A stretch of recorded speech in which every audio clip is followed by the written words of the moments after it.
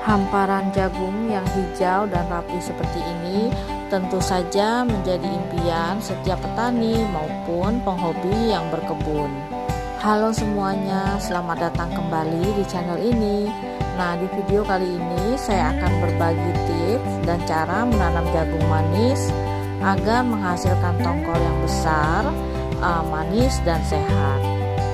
Nah, agar jagung manis menghasilkan tongkol yang besar, kemudian manis dan minim serangan hama maupun penyakit, kuncinya adalah memilih benih yang baik, kemudian memberikan nutrisi yang cukup dan melakukan perawatan sejak awal.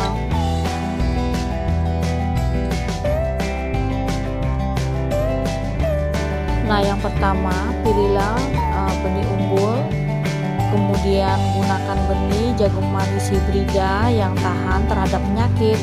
Nah, pilih benih yang masih baru, kemudian memiliki daya tumbuh yang tinggi.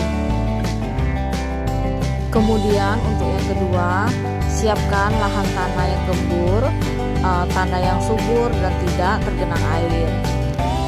Kemudian untuk pH-nya juga ideal. Campurkan pupuk kandang matang seminggu sebelum ditanam. Kemudian untuk yang ketiga adalah jarak tanam. Nah, jarak yang ideal adalah sekitar 70 dikali 20 hingga 25 cm. Kemudian tanam satu biji untuk per lubang sedalam sekitar 5 cm. Untuk jarak yang cukup membuat tanaman jagung mendapat sinar matahari dan sirkulasi udara yang sangat baik, sehingga mengurangi risiko kena penyakit ataupun hama. Kemudian yang keempat adalah pemupukan. Nah, gunakan pupuk secara bertahap. Kemudian saat penanaman itu pupuk kandang ditambah dengan sedikit dengan NPK. Nah, untuk umur 15 hingga 20 hari, pupuk tinggi nitrogen misalnya saja urea untuk pertumbuhan daun. Sedangkan untuk umur sekitar 30 hingga 35 hari, tambahkan NPK dan kalium agar tongkol besar dan biji terisi lebih penuh. Kemudian siram setelah pemupukan agar nutrisinya cepat terserap. Kemudian untuk penyiramannya, siram rutin terutama saat awal pertumbuhan, muncul bunga, kemudian untuk pengisian biji. Jangan sampai tanahnya terlalu kering ataupun tergenang air. Kemudian yang keenam adalah penyiangan. Bersihkan gulma setiap 2 hingga 3 minggu. Kemudian timbun pangkal batang agar tanamannya kokoh dan akarnya berkembang lebih baik. Hama yang sering menyerang misalnya saja ada ulat gerayak, ulat tongkol, kemudian penggerak batang dan kutu daun. Untuk tips pencegahannya, itu periksa tanaman sekitar 2 hingga 3 kali dalam seminggu. Kemudian ambil dan musnahkan ulat sejak masih sedikit. Gunakan perangkap feromon ataupun lampu bila diperlukan.